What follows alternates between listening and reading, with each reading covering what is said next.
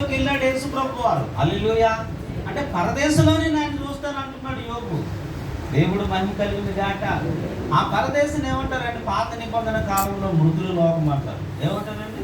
Abraham, ఇస్సాకు, యాకోబులు ఏమంటారంటే మేము మృతుల లోకంలోకి వెళ్ళిపోతాం అంటారు అన్నమాట. అంటే వాళ్ళ పితరుల దగ్గరికి చేర్చబడిగా ఉంటుంది. అంటే వాళ్ళ పితరులు అందరూ ఎక్కడికి వెళ్తున్నారు?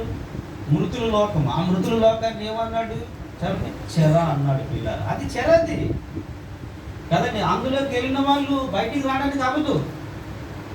పైన ఉన్న వాళ్ళు ఆ అగ్నిస్థానంలో ఉన్న వాళ్ళు అక్కడికి వెళ్ళడానికి అవ్వదని అబ్రహాం చెప్తున్నాడు కదా. అది చెరది. నెమ్మదైతే ఉంది కానీ అది చెరది. ఒకవేళ యేసునాథుడు పునరుద్ధానం చెందకపోతే, మహిమ శరీరంతో లేపబడకపోతే పిల్లరా వాళ్ళు యుగ యుగాలు శాశ్వత కాలం అక్కడ ఉండిపోవలసిందే.